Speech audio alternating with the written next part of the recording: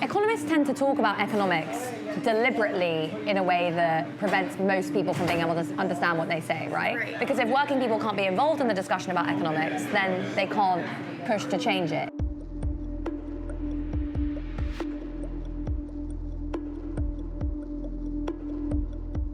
I'm an economist at a UK think tank called the Institute for Public Policy Research, and I've just written my first book called Stolen: How to Save the World from Financialization.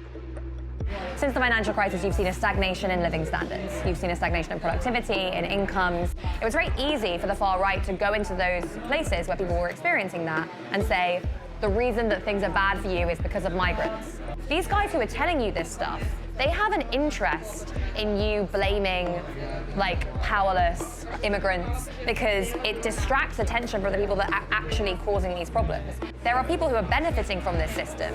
It is the billionaires, it is the kind of corrupt politicians, the bankers, etc. This has been a problem that goes back a very long time because people don't feel like they have a voice in the current system. I feel like I first got interested in politics from watching The West Wing when I was 13. And I was like, I'm gonna do this, I'm gonna save the world. And then a couple of years later, you're like, oh wait, actually, that's not how stuff works. It's not like a bunch of really clever people walking through corridors being like, we're the good guys, we're gonna do everything right. I went to university. The course I did, which was politics, philosophy, and economics, was completely uncritical. We didn't have any real exposure to ideas that were outside the mainstream. And then I did my master's in African studies. Suddenly, I was exposed to much more critical ideas. When you look at the way that the system works from the perspective of the most marginalized, the most exploited, the most oppressed, you start to see things that you just didn't see before by looking at it from a perspective of the powerful. Do you ever feel like you need to downplay your age when you're talking about the economy, when you're talking about these really intense things? That's a really good question. In certain contexts, it's an asset, right? Because, people want to understand the millennial perspective on the economy. They want to be like, why do all these millennials like socialism all of a sudden? At which point they can be like, hey, you're a millennial and you're also an economist. But yeah, in a lot of other contexts, you face similar kind of barriers as you do, as you would in any career, right? It is that if you are a woman, if you're young, you are talked down to, you're ignored. So it just means you have to work a little bit harder and you have to be that much better.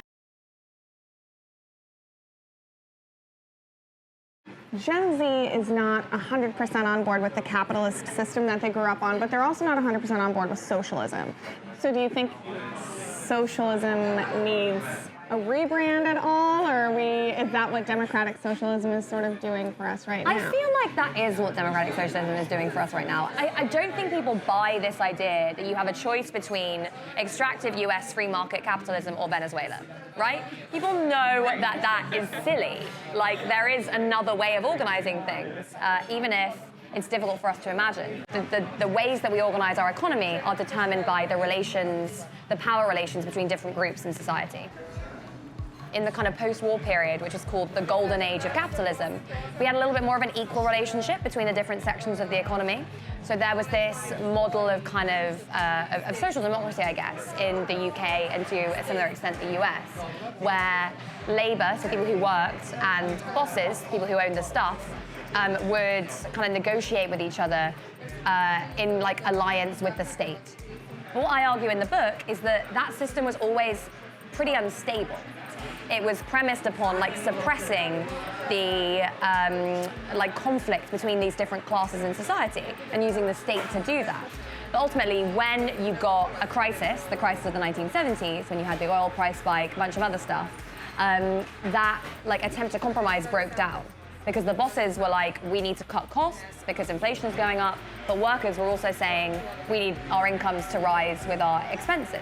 So then you get this conflict kind of exploding into the national scene. In both the US and the UK, it happens at a similar time, where there becomes this outright struggle between labor and capital, people who live off work and people who live off wealth, as to who gets to build the new economy, right? And it's at that point that finance, capital, that bosses, owners, etc., gain control over the state via Thatcher in the UK and Reagan in the US, and set about building an economic model that works for them, which itself has its own contradictions and tensions, and then collapses in 2008. And now we're in this period between the kind of death of the old and the birth of the new, where there's again this battle going on between people who live off work and those who live off wealth to decide what comes next.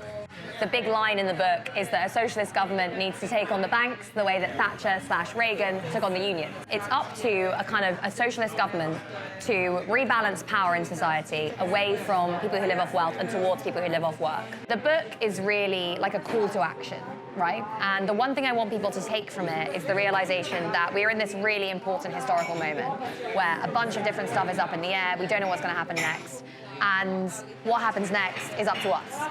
So we need to get out there, we need to mobilize, we need to realize our own power and start building a new world.